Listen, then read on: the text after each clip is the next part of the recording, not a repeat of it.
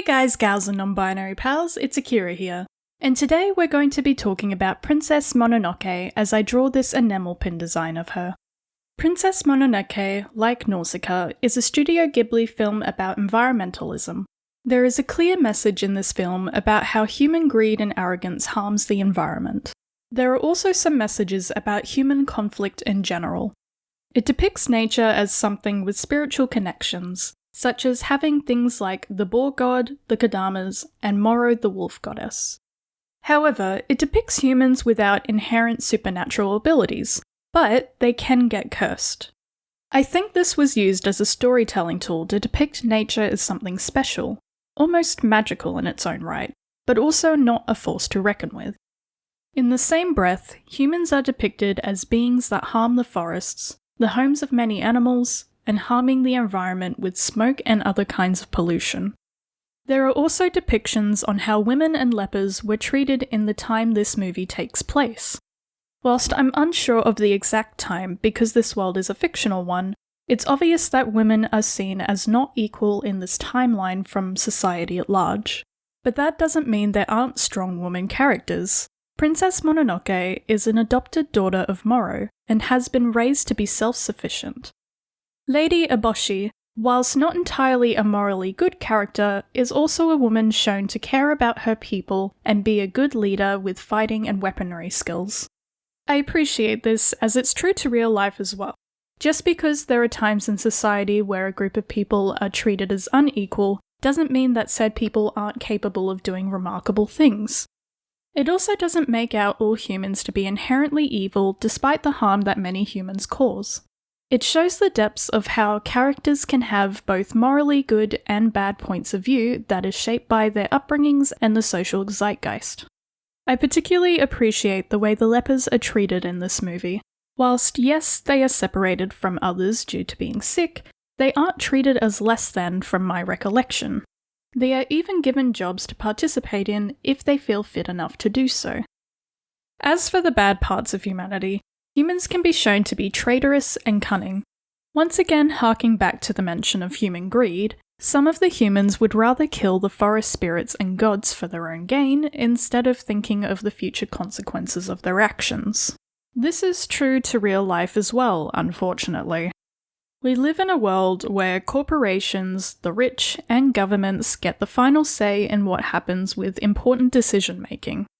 Instead of trying to regulate fossil fuels, pollution, deforestation, and many other environmental harms, the people in power only care about their own selfish desires. In our real-world case, that desire being money, due to most of the world operating under capitalism.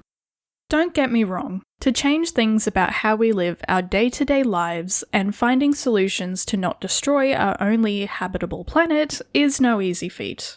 But there are many things that could help that is not being done, and that's all because of corporate greed. For instance, if governments, the people who hold the money and power, were to make it so that renewable energy like wind turbines and solar power were used in replacement of fossil fuels, that would be a great first step. The reason they don't do this is because fossil fuel companies make millions of dollars. People in power don't have to worry about homeless people dying of heat exhaustion on the streets while they're sitting pretty in 24/7 aircon and have indoor pools in the homes they own. They'd rather ignore the issues until it's too late. And by that stage, the wealthy would be the last ones standing, which sounds pretty damn grim. Another thing that contributes to environmental harm is overconsumption. Take fast fashion, for instance. Instead of purchasing long-lasting clothes that you use until it's worn out, there is unfortunately a push for things like Shein hauls. Many people that participate in this are not only supporting an unethical corporation, but are also contributing to excess waste. These people will wear an outfit once and throw it away, moving on to the next fashion trend. You can't even donate these clothes in good faith, because a lot of fast fashion clothes are made cheaply. Also, please don't buy from Temu. None of their products are safe or ethical, and some of them even contain anthrax. I think another important thing to point out is whilst, of course, it's important for civilians to do their part, such as throwing away your trash in the bin rather than littering, It's also important to point out that that only makes a very small change. That still matters, but there needs to be bigger changes when it comes to how people in power run things. They are the biggest contributors to the current climate change crisis, not civilians. I don't exactly know what people can do to change the minds of people in power, as they are ultimately self-serving. But something needs to happen.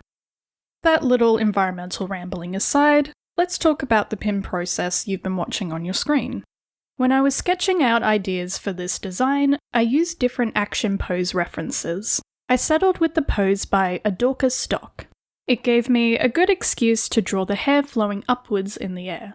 I wanted to draw Princess Mononoke with her mask on, as I think it looks cool, and I mostly see other people just redraw that one screenshot where she spits out blood.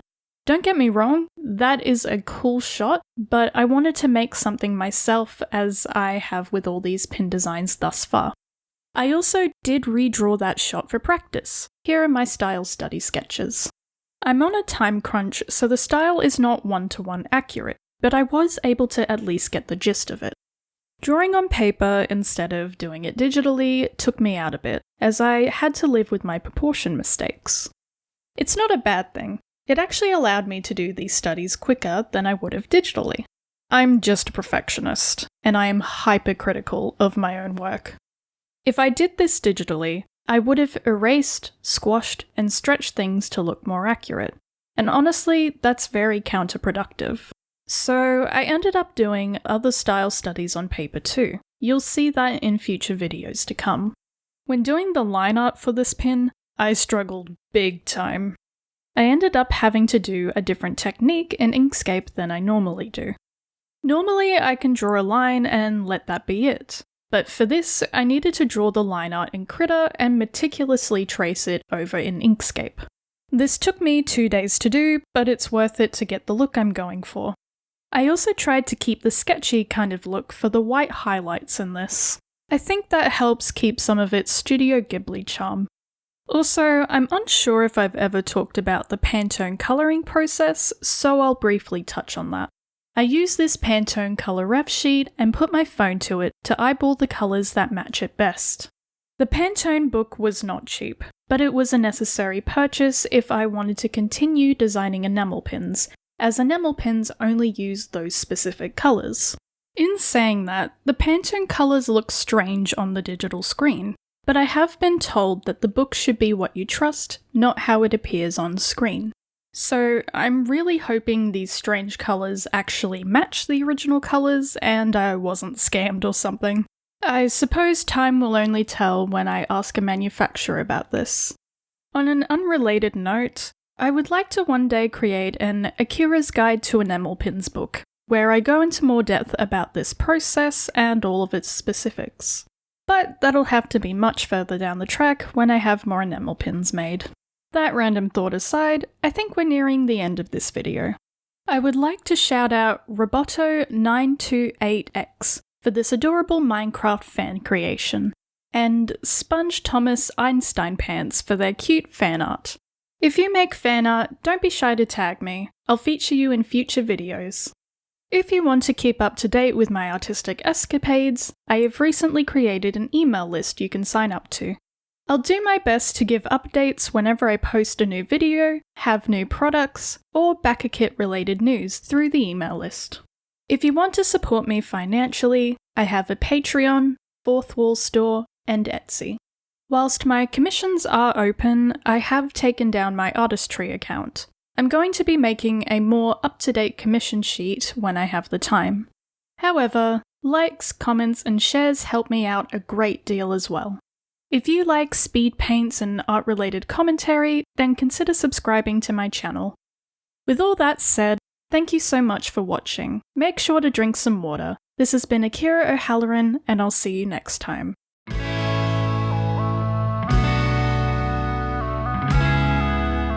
For instance, if...